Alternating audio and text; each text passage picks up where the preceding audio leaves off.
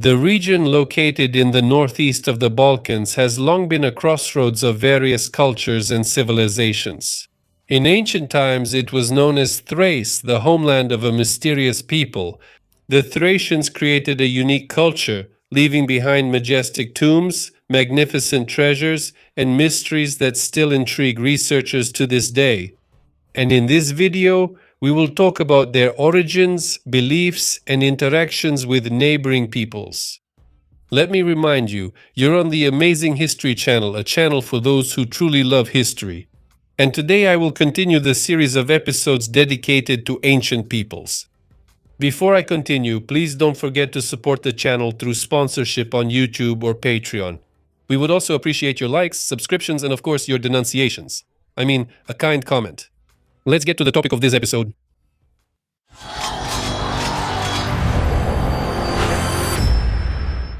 The region known as Thrace is now divided between Bulgaria, Greece, and Turkey. The name itself has a mysterious origin. In Greek mythology, the Thracians were considered descendants of Thrax, the son of the god of war Ares. Other versions of the myths connect the name with Thracia, the daughter of the Titan Oceanus. However, this is more legend than historical fact. Archaeological finds related to Thracian culture have been discovered in the territory of modern Bulgaria, Romania, northern Greece, North Macedonia, and even Bithynia in the northwest of Turkey, which indicates the wide geographical distribution of this people. Nevertheless, the term Thracian is an exonym introduced by the Greeks. The Thracians themselves probably used other names for self-identification. However, they have not survived to the present day. Sources such as Herodotus and Thucydides emphasize that the Thracians did not represent a single ethnic or cultural group. They were divided into dozens, if not hundreds, of tribes, each with their own dialects, customs, and political structures. This internal diversity often complicates attempts to reconstruct their history. Moreover, the Thracians left behind almost no written legacy. Most of what we know about them has come down to us through the lens of Greco-Roman authors, which makes their history fragmentary and subjective. Nevertheless, archaeological finds, from rich treasuries to monumental tombs, give us a chance to lift the veil on the life of this mysterious people. The Thracians are an ancient people whose origins remain a mystery, although archaeological evidence points to their presence in the Balkans long before the appearance of written sources. Archaeologists have discovered traces of early contacts between the Thracians and the Hellenic world. For example, tablets from Mycenae dating back to the Bronze Age mention trade with northern regions, including the territory known as Thrace. This indicates the existence of a connection between the civilization of the Aegean region and the population of Thrace more than 3,000 years ago. It is not entirely clear whether the Thracians were the indigenous people of the region or descendants of migrants. Some hypotheses suggest their possible origin from Anatolia or the Black Sea steppes, but no convincing evidence for these theories has been found so far. The earliest mention of the Thracians in written sources is found in Homer's Iliad, where they are described as allies of the Trojans. This suggests that in the Archaic period they were already perceived as a significant ethnocultural group. There has long been a hypothesis about a cultural connection between the Thracians and the Dacians who lived in the territory of modern Romania. Despite similarities in language and culture, the exact genetic and ethnographic connections between these peoples remain a subject of debate. Nevertheless, the Thracians demonstrated cultural adaptability and actively interacted with neighboring peoples, including the Greeks, Scythians, and other tribes of Central and Eastern Europe. When Greek colonies began to appear on the Black Sea in the 8th century BC, the Thracians came into direct contact with the Hellenes. This interaction led to intensive trade and cultural exchange, as evidenced by the discovery of Greek amphorae and other artifacts deep within Thracian territories.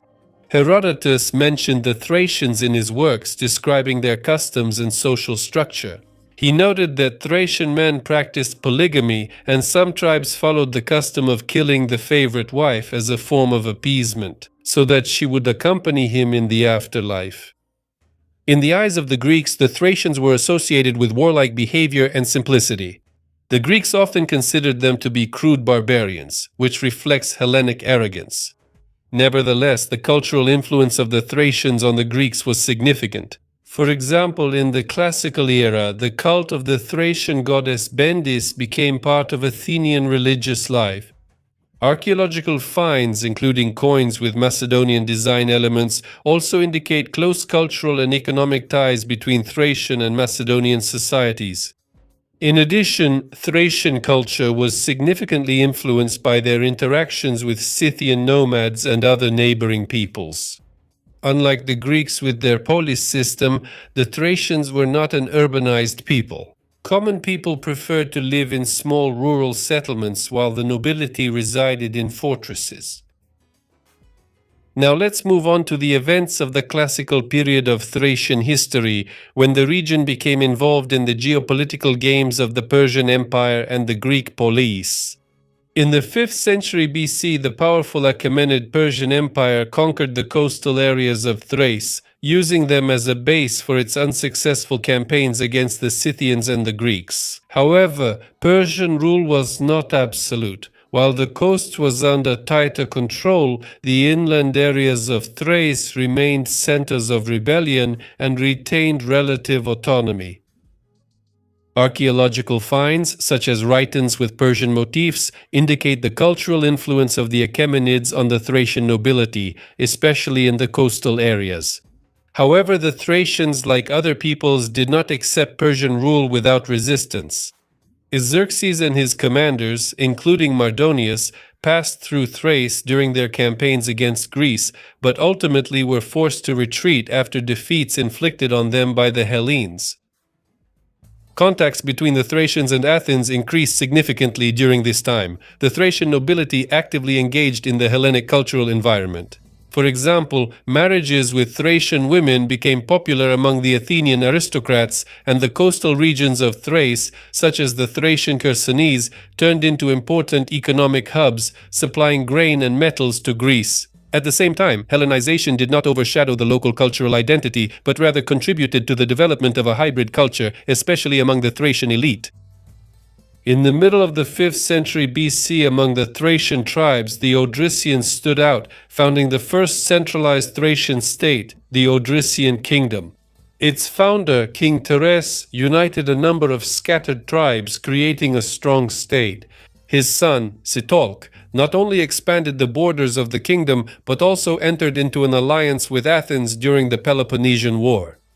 In 429 BC, he led a large-scale invasion of Macedonia, supporting the Athenians in their struggle against the Spartans and their allies.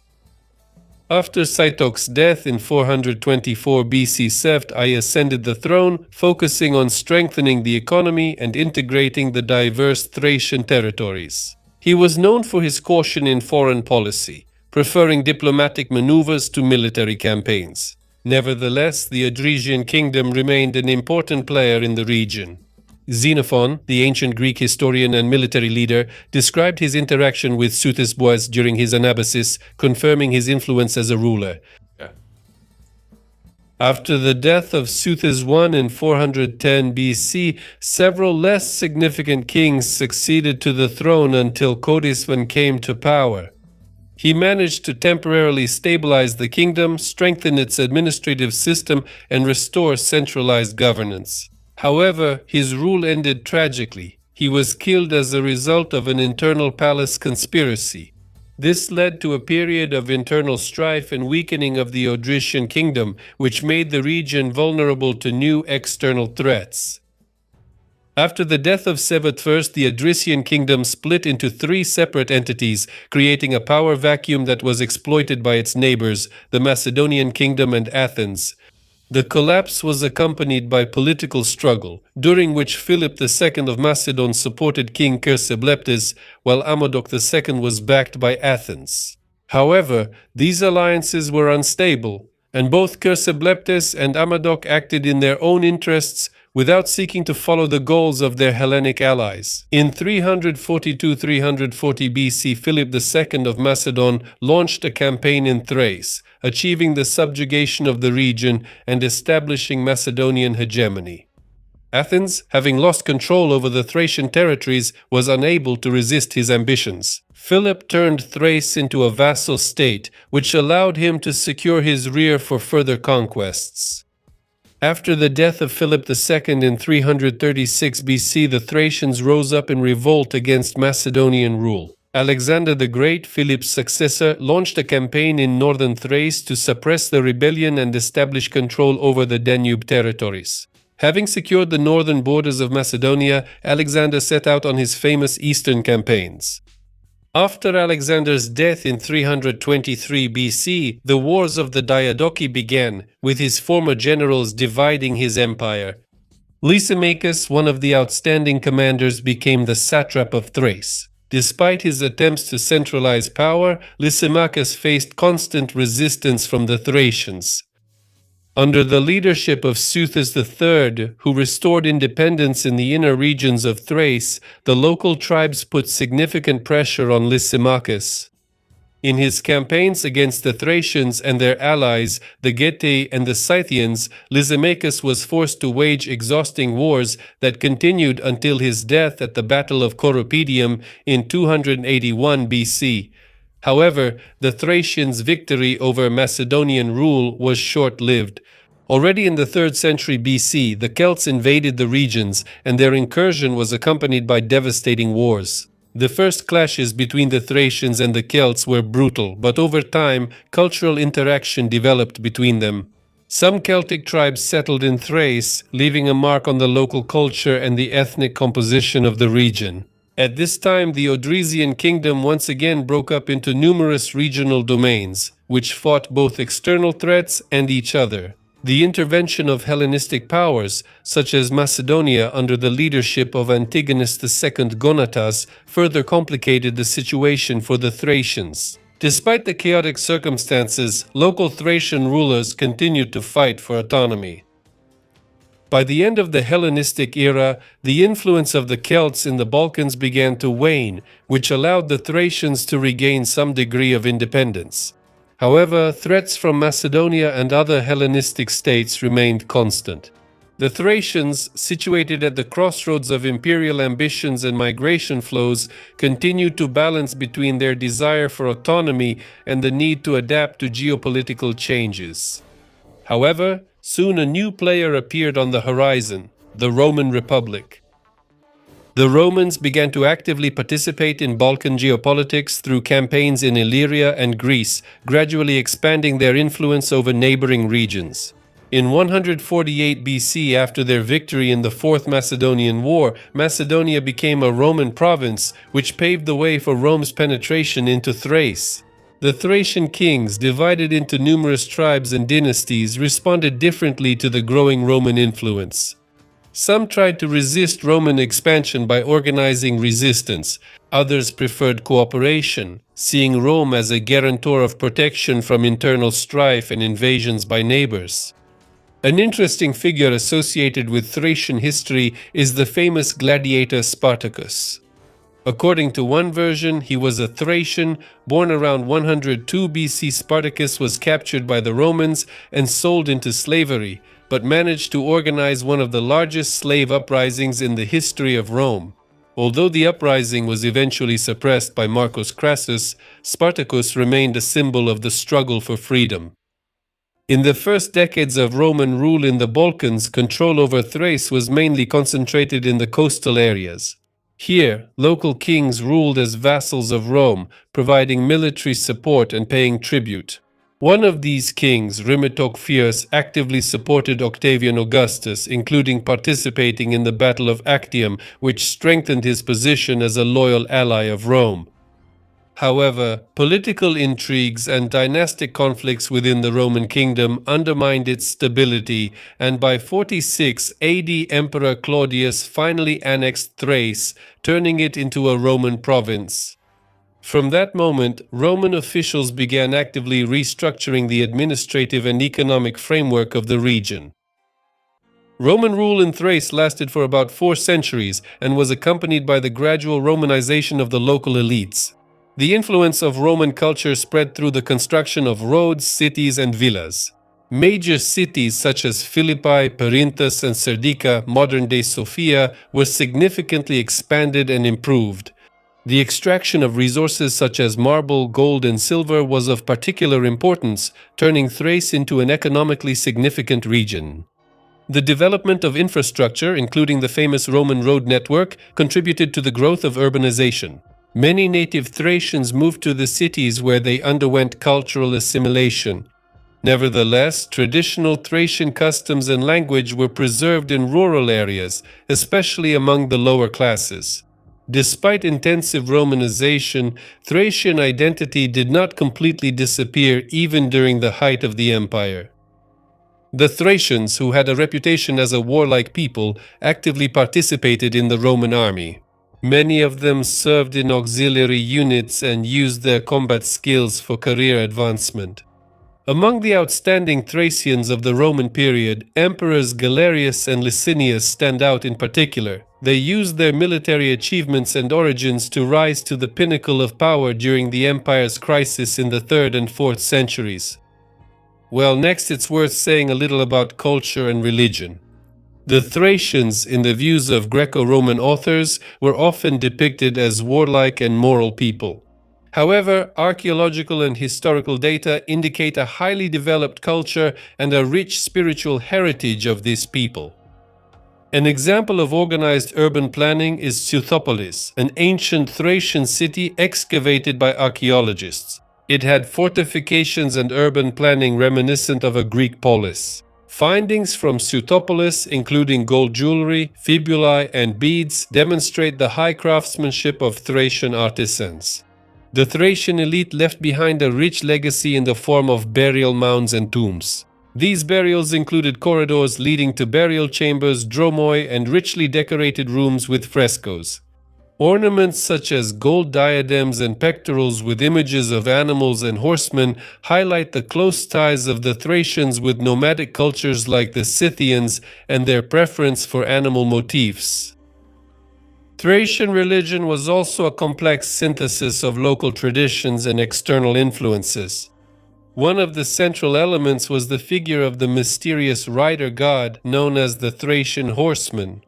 This god embodied warlike spirit, hunting, and fertility, and his images are widespread throughout Thrace and the surrounding regions. Among other gods of the Thracian pantheon, Sabazius, associated with the sky and horses, and Bendis, the goddess of the moon and hunting, stand out. Sabazius was probably also connected with Orphism, a mystical religious movement that originated in Thrace, named after the famous musician and mythological hero Orpheus, which once again highlights the richness of the Thracians' cultural connections with the Hellenic world. Zalmoxis, described by Herodotus, is another significant figure. According to legends, Zalmoxis was a mortal philosopher who attained divine status. His cult included elements of shamanism, which suggests practices of trance and exalted states associated with religious rituals. Greek influence on African culture was especially noticeable during the Hellenistic period. Elements of Greek art, such as the use of wax paints in frescoes, became part of the local culture. Стали частью местной традиции. Images of Greek gods Zeus, Heracles, and Dionysus were popular among the Thracian nobility, which indicates a process of cultural integration. With the spread of Roman authority, elements of Roman religion and culture also began to penetrate the region. Sabazios, for example, was associated with the Roman Jupiter, and his cult continued to develop in an analytical form, including elements of other religious traditions. Can you hear me? With the beginning of the late antique period, Thrace found itself near the new capital of the Eastern Roman Empire, Constantinople, founded in 330 AD. This strategic location made Thrace an important region, protecting the approaches to the new capital and serving as one of the main centers of supply and trade. In the 3rd and 4th centuries, Thrace experienced a period of profound change. The crisis of the 3rd century, associated with military invasions, political instability, and economic decline, did not bypass the region. Constant raids by the Goths, invasions by the Carpi, and other barbarian tribes devastated the countryside, forcing the population to seek refuge in fortified cities, which only accelerated the process of urbanization. By 380, after Theodosius I issued the Edict of Milan and Christianity was adopted as the state religion, Thrace found itself at the center of an intense process of Christianization. Thanks to its proximity to Constantinople, the region saw active construction of churches and monasteries, making Thrace one of the first provinces of the Eastern Roman Empire where Christianity took root as the dominant religion. However, at first, Christianization mainly affected the urban areas. The countryside continued to preserve traditional beliefs, including the worship of local Thracian, Greek, Roman, and even Scythian deities. This process was gradual and was accompanied by the integration of elements from old cults into Christian traditions. By the end of Antiquity, Thrace had become a region where Latin, Greek, and local cultural traditions interacted. However, from the 6th century, the migration of the slaves began, which greatly influenced the ethnic composition of the region.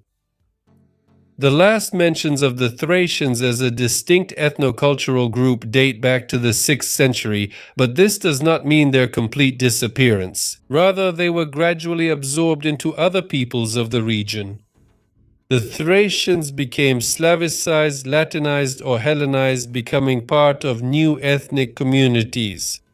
The Thracian heritage, however, continued to be reflected in some place names and even in certain elements of folk culture. By the 7th century, Slavic communities already existed in the territory of Thrace, and with the arrival of the Bulgars, early Bulgarian states were being formed. It is possible that the Thracians in these societies retained their ethnic distinctiveness, but their identity ultimately dissolved within the new cultural formations. By the early Middle Ages, traditional Thracian deities gradually lost their significance. Instead of them, Christianity in the form of Orthodoxy became established in the region, supported by the Byzantine administration. South Slavic and Turkic beliefs also contributed to the religious landscape of the region, but from the 8th–9th centuries, Christianity became dominant. The Thracians, although they lost their ethnic identity, made a significant contribution to the formation of the cultural mosaic of the Balkans. Their memory has been preserved in legends, archaeological monuments, and historical sources, and today their cultural heritage is part of the common historical legacy of the region. Well, that's all from me. Thank you for watching and see you in the next video. Bye.